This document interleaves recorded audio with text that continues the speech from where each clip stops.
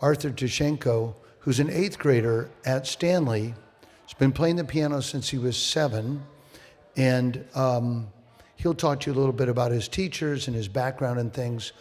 But every day we're very fortunate. This Steinway here is autographed by Bruce Hornsby, who's a famous rock jazz player. And if you know who he is, I know how old you are. But anyway, so we also have a 7-foot Steinway that Ruth Thornburg, is she sitting here right now? She's the instigator of it. Ruth Thornburg, I played a little concert at her house. We did a live CD. And I said, what a nice piano. And she says, well, you need one of those at Stanley. And I went, what? And she says, it's the center of music, of the music education department. So we have one of these at Stanley, and the only requirement is any student who wants to play has to wash their hands with soap. So Ruth Thornburg is the reason that we have a Steinway at Stanley. She just went after it. I was really afraid of it. But anyway, we're going to hear Arthur, and everything that he's doing tonight has nothing to do with Stanley. I didn't teach him anything. It's his private teachers, and his mom is here, and she paid for those lessons. Arthur Tkachenko, ladies and gentlemen. Hello. I'm really honored to be here today. Thank you, Mr. Holt. Thank you for allowing me to play here. It's a great honor. And, so I have been playing for 5 years, since I was 7. And my first teacher was Natalia Benitska, who I think she's in the audience today. So, yeah. And I'm currently studying with Mr. James Gardner, who's over in Walnut Creek. And I'm really thankful to both of my teachers. They've taught me a lot, and thank you.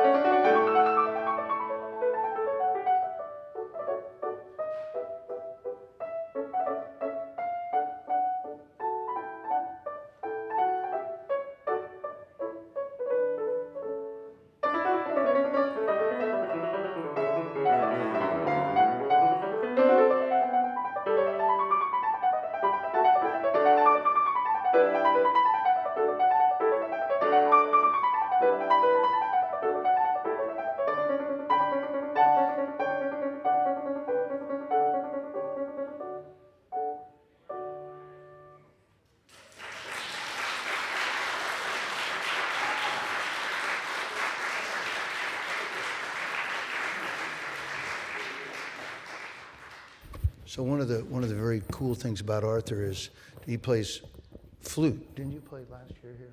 Yeah. He plays in our flute choir run by Martha Huey, and he played here last year with the flutes. So symphonic band, at the beginning of the week or sometimes a week, I say, hey, Arthur, you got something you can play for us? He says, yeah. And I said, well, make it like 2 or 3 minutes. And he says, okay, well, I got a 20-minute piece, but here's 3 minutes of it. So he sits down to play, and I tell you, the kids don't pay attention to me when I'm talking, but he doesn't say a word. He starts playing, and it's quiet, and they all stand around him in amazement. And so Dick Holt asked me, well, is Arthur talented? Well, see, here's the deal. That word talent is overused, right? So he's put in 5 years and gotten out 10 years of piano playing in 5 years. And he walks in at lunchtime and plays. He just sits down, doesn't talk to anybody. He's sociable. He's a very nice guy. See, nice smile and everything. But he didn't waste a lot of time. He just goes right for that piano and sits down. And if the Steinway's not available, he goes to the Kwai. And I think I've even seen him in with the little Yamaha. If it's a piano, he plays it. He's going to tell you what his first tune was that he played, and then tell you about his next one. So this one was Mozart Sonata 18, the third movement in D major. It's the rondo, and Mozart wrote a bunch of very famous pieces. Among them, he wrote variations on Twinkle, Twinkle, Little Star, and the Rondo alla Turco, the Turkish March. Then the next piece I'm going to be playing is the Brahms Piano Sonata number 3, the third movement, the Scherzo. It's a really dramatic piece, and it's really heavy, which is kind of Brahms' style, so I hope you enjoy it.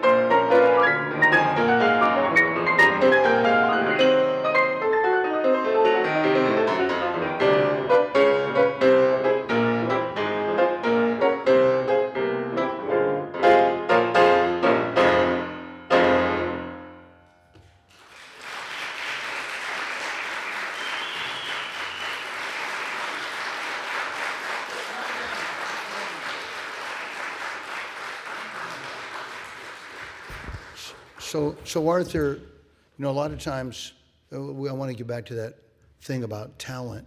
I think it's about focus, and our schools now are often offering many, many courses and say to a kid, sample this, sample this, sample that. Well, the newest thinking, that was the old thinking, that was 2 years ago, 3 years ago. The newest thinking, in fact, I got this from the book, The Coddling of the American Mind. Great book, where we've been coddling kids too much. But anyway, what they're talking about now is focus and get good at something. So how long was that movement, kind of? That's maybe 5 minutes. 5 minutes. So imagine he's your surgeon, and it's a 5-minute surgery. He was all in all the time. There wasn't anywhere, well, I'll kind of do a little bit here and that. So he's gotten good enough at this that if he decides to do something else for a living instead of being a concert pianist, he's already achieved a level and goes, well, I can get good at that. And so one thing we want to teach our children and our grandchildren, especially any of us that have any of those, is that, hey, get good at something. If you take a Steph Curry, he can't play music, but he practiced free throw shooting quite a bit. Arthur, a lot of artists say when they start a movement like that, they get into it and then it's over. What's happening to you when you're playing? Are you thinking about every note? Are you thinking about chords or shapes? Or what goes through your mind? Well, really, there's nothing in my mind. It's just kind of zoned in to the music. It's not really the notes that you're thinking about. It's the musical message you're trying to convey, just to make good music. And it's pretty much, yeah. And how long did it take you to prepare that movement? I learned it in, I think, 5 days or something like that. And then to prepare it, it took a little bit longer to prepare it, maybe a week, because you have to get all the wrong notes out and kind of figure out where you're going with it. Cool. All right. What's your next piece you're going to play for us? Clair de Lune by Debussy. Extremely famous.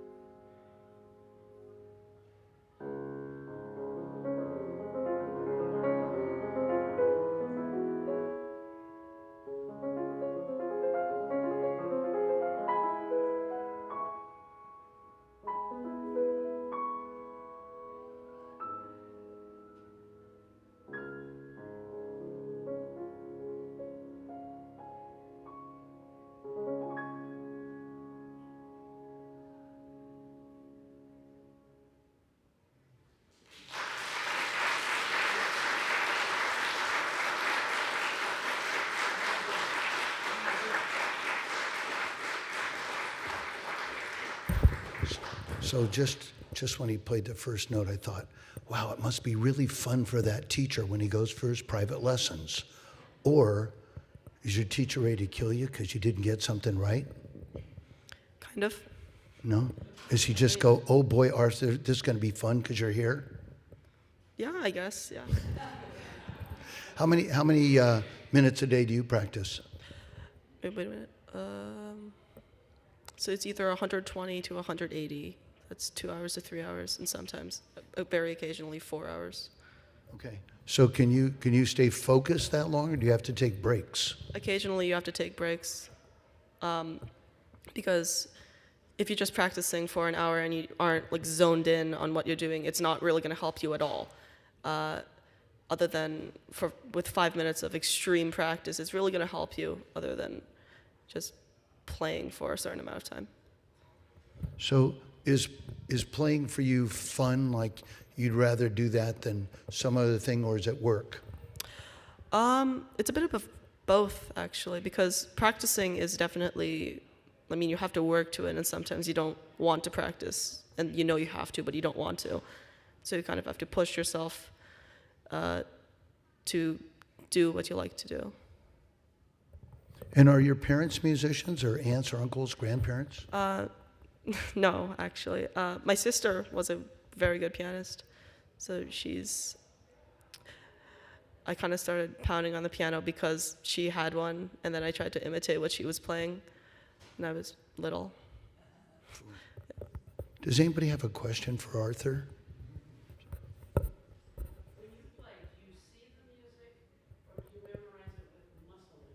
So the question was, when you play, do you see the music or do you memorize it with muscle memory? Great question. It's like my style of memorizing is kind of unorthodox because I would play a section and then memorize that, and then play the next section and memorize that, except that I wouldn't stop at phrases. I would just stop in the middle of somewhere where I felt I could memorize this section. Then once I memorize it, it's just muscle memory. Do you ever listen to recordings as a reference, or does your teacher have you do that, or would you recommend that? I mean, I certainly listen to recordings. It's a good place to kind of figure out what the piece sounds like, figure out how to play the piece, maybe add on some of your own ideas to like how they play it. Starting here and going back, is there a famous classical concert artist who you go, oh, I'd like to be like that person? Is there anybody that comes to mind? Yevgeny Kissin. Who's that? Yevgeny Kissin. Oh, Kissin, he's a Russian. Yeah. I was at San Francisco Symphony one night when the man gave a solo recital, and Arthur was there. We have time for one more tune from Arthur, and what will it be? I will be playing the Black Key Etude by Chopin. Okay, Chopin.